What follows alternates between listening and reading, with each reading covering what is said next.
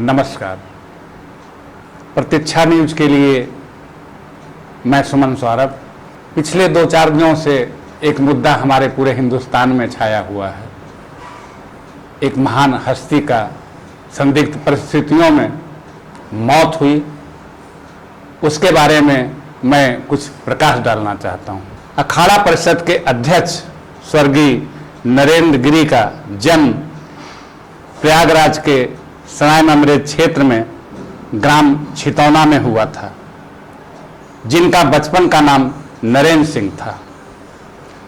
महंत जी के पिता का नाम भानु प्रताप सिंह था, जो राष्ट्रीय स्वयंसेवक संघ के आरएसएस से जुड़े हुए थे।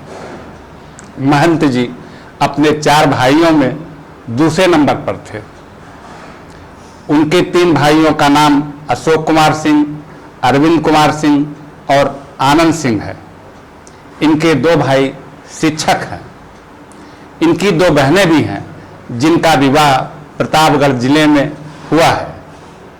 महंत जी ने क्षेत्र के बाबू सरजू प्रसाद सिंह इंटर कॉलेज से हाई स्कूल की परीक्षा उत्तीर्ण की थी। महंत नरेंद्र गिरी 11 वर्ष की उम्र में ही आध्यात्म के रास्ते पर चल पड़े थे।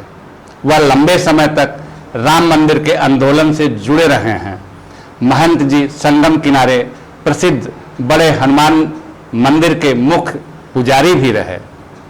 महंत नरेंद्र गिरी का निरंजनी अखाड़े से खास जुड़ाव था। महंत नरेंद्र गिरी का निरंजनी अखाड़े से खास जुड़ाव रहा है। प्रयागराज के हुए कुंभ मेले में महत्वपूर्ण भूमिका निभाई थी। कौन सा अखाड़ा कब स्नान करेगा, यह अखाड़ा परिषद ही तय करता था। कुंभ मेले के दौरान व्यवस्थाओं को लेकर शासन और प्रशासन का मार्गदर्शन करते थे।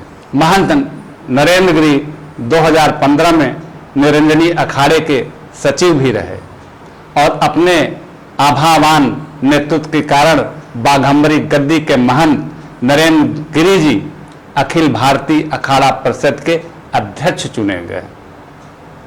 पूर्व अध्यक्ष महंत ज्ञानदास के बाद उनकी ताजपोशी हुई। 2019 में एक बार फिर महंत नरेंद्र गिरी को दोबारा भारतीय अखाड़ा परिषद का अध्यक्ष चुना गया।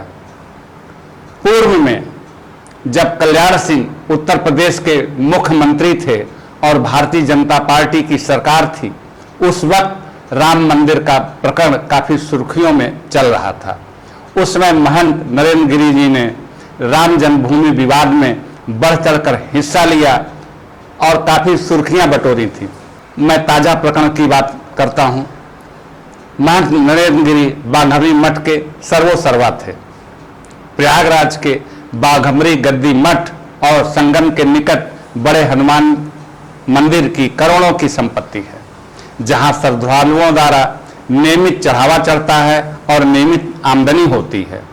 इस संपत्ति के अलावा नोएडा में भी कई एकड़ जमीन है। कुल मिलाकर कहा जा सकता है बाघम्बरी मठ के पास अरबों की संपत्ति है। पूरे देश में 13 अखाड़ों की काउंसिलिंग है, जो अखिल भारतीय अखाड़ा परिषद के नाम से विख्यात है। सर्वप्रथम 1954 में अखिल भारतीय अखाड़ा परिषद की स्थापना हुई थी। दूसरे शब्दों में हम कह सकते हैं अखाड़ा परिषद ही एक तरह से महामंडलेश्वर और बाबाओं को उपाधि नवाजता है। अब हम मूल घटनाक्रम की ओर बढ़ते हैं। 20 सितंबर को महंत नरेंद्र गिरी ने अपने बाघम्बरी गद्दी के मठ में खुदकुशी कर ली।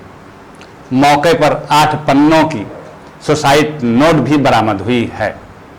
इस सुसाइड नोट में कई जगह लिखकर मिटाया भी गया है। इस सुसाइड नोट को महंत जी ने खुद लिखा है। इसकी जांच हो रही है। इस मौत से कुछ अहम सवाल उठ खड़े हुए हैं। यह हत्या है या आत्महत्या? क्या मठ के भीतर संपत्ति को लेकर विवाद चल रहा था? महंत जी ने अपने सुसाइड नोट में किन बातों पर प्रकाश डाला है? सूत्रों द्वारा ज्ञात होता है कि इस सुसाइड नोट में महंत जी ने अपनी वसीयत भी दर्ज की है। अपनी सुसाइड नोट में उन्होंने 3 लोगों को अपनी आत्महत्या के लिए जिम्मेदार ठहराया है। सर्वप्रथम उन्होंने अपने शिष्य आनंद गिरी का नाम लिखा है, जो उन्हें ब्लैकमेल कर रहा था। दूसरा शख्स आद्या तिवारी है, जो वर्तमान में बड़े हनुमान मंदिर का पुजारी है। तीसरा व्यक्ति आद्या तिवारी का बेटा संदीप तिवारी है। इस साक्ष्य के अलावा महंत जी का मोबाइल घटनास्थल पर बरामद हुआ है, जिसमें अंतिम समय पर महंत जी द्वारा 4 मिनट का वीडियो बनाया गया है। इस वीडियो की भी जांच चल रही है। सूत्रों से जानकारी मिली है कि मठ के भीतर 250 सीसीटीवी कैमरे लगे हैं। पुलिस ने सीसीटीवी फुटेज भी जब्त कर लिया है और सघन जांच चल रही है। खासकर इस फुटेज में यह खंगाला जा रहा है कि मौत से पहले और अगले कुछ दिनों में कौन कौन महंत जी से मिलने आया था। इसके अलावा महंत जी के फोन से कॉल डिटेल निकाला जा रहा है। इस बीच किन लोगों से उनकी बातचीत हुई है। ऐसी जानकारियां मिल रही हैं कि काफी समय से वो अपने शिष्य आनंद गिरी से नाराज चल रहे थे। उनका मानना था आनंद गिरी संन्यास परंपरा का नैतिक रूप से पालन नहीं कर रहा था। एक कारण यह भी था, महंत जी आनंद गिरी की वैभव और विलासता भरी जीवन शैली से नाखुश थे। ऐसा भी सुनने में आ रहा है कि आनंद गिरी महत्वाकांक्षी स्वभाव रखता है। वह मठ की संपत्तियों पर अधिकार बनाना चाहता था और मठ का उत्तराधिकारी बनना चाहता था। आनंद गिरी की इन्हीं हरकतों के कारण ही महंत नरेंद्र गिरी ने आनंद को मठ से निष्कासित कर दिया था। महंत नरेंद्र गिरी की सुसाइड नोट से स्पष्ट ज्ञात होता है कि विक्षुब्ध आनंद गिरी एक विवादास्पद लड़की की क्लिप और फोटो को लेकर महंत जी को ब्लैकमेल कर रहा था। सुसाइड नोट में 13 सितंबर 2021 का भी जिक्र है। उस दिन भी महंत जी ने खुदकुशी का मन बना लिया था। अपने सुसाइड नोट में लिखा है कि बदनामी का कलंक लग जाने पर वह किसको किसको जवाब देते फिरते। क्या इसी दबाव की मानसिकता के कारण महंत जी उबर नहीं पाए और उन्होंने खुदकुशी का मन बना लिया? अब यह सवाल उठता है कि महंत जी का यह अंतिम निर्णय था या वो किसी षड्यंत्र के शिकार हो गए। इस प्रकरण में कुछ एक नेता और पुलिस अधिकारियों पर भी शक की सुई उठ रही है।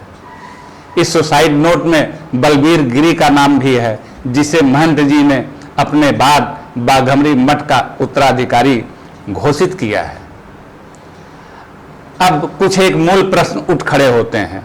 क्या महंत जी पर किसी प्रकार का दबाव था या मठ की अकूत संपत्ति का विवाद मौत का कारण बनी?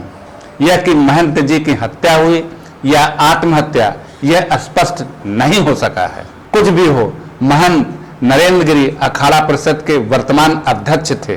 प्रधानमंत्री, मुख्यमंत्री, अनेक मंत्री उनसे सीधे जुड़े हुए थे। ऐसी क्या परिस्थिति थी जो इस रूप में घटित हुई?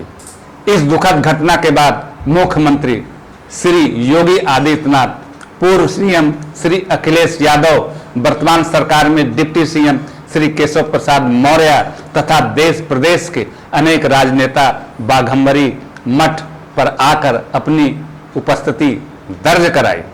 लगभग सभी ने मीडिया के माध्यम से इस दुखद घटना की सीबीआई जांच की बात की, जो कि वर्तमान में चल रही है। अंत में प्रतीक्षा न्यूज के माध्यम से मैं सुमन सौरभ वर्तमान सरकार से अपील करता हूं, यह प्रकरण करोड़ों करोड़ हिंदुओं की आस्था व विश्वास का मामला है। इस प्रकरण की पूरी तस्वीर साफ होनी चाहिए।